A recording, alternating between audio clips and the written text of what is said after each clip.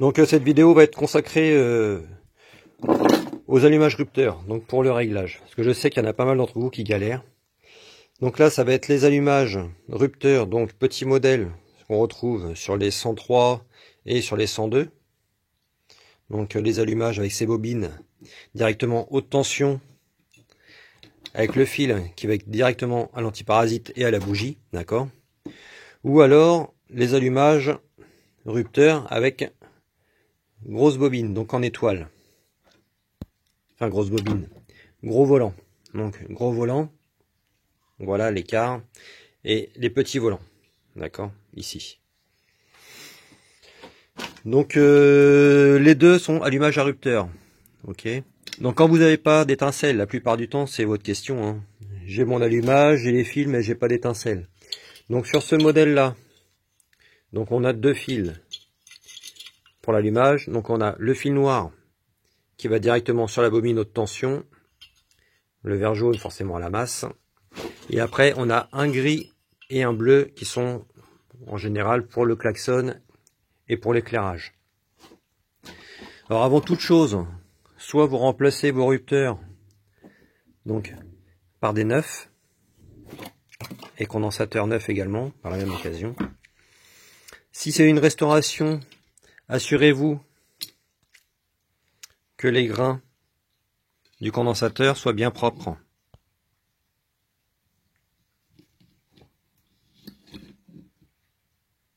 Comme là, vous voyez, on a de l'oxydation entre les deux grains. D'accord? Donc là, forcément, il n'y a pas de contact électrique et vous n'aurez jamais d'étincelle. Donc soit vous mettez des rupteurs neufs, ou alors avec du papier de verre, vous passez votre rupteur au papier de verre pour qu'il soit nickel.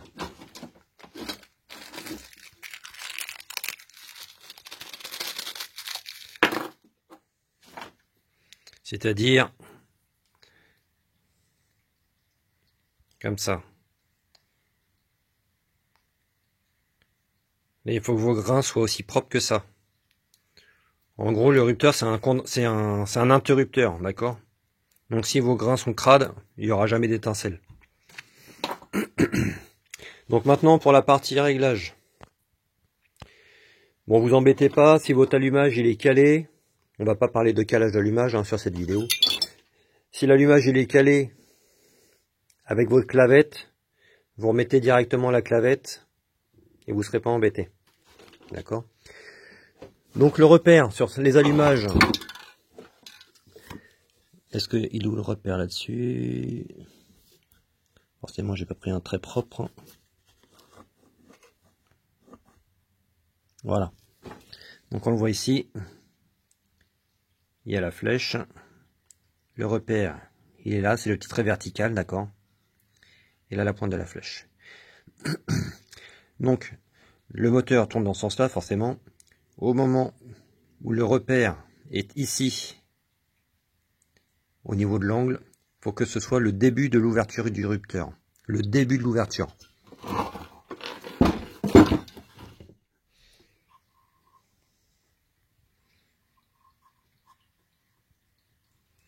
Donc forcément on voit rien.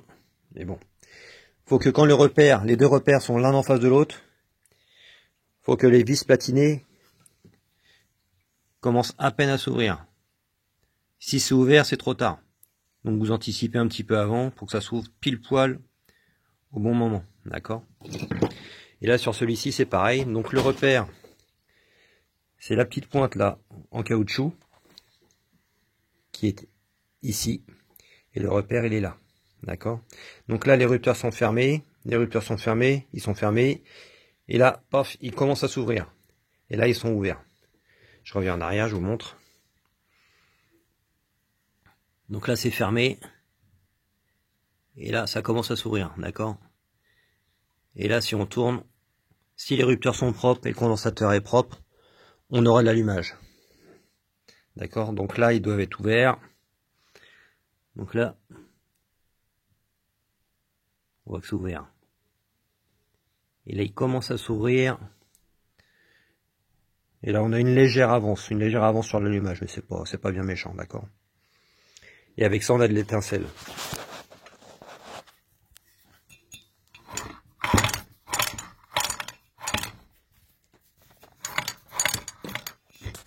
Oui, effectivement, on a une étincelle. Je vais prendre une châtaigne. Donc voilà pour cette vidéo sur le calage de l'allumage.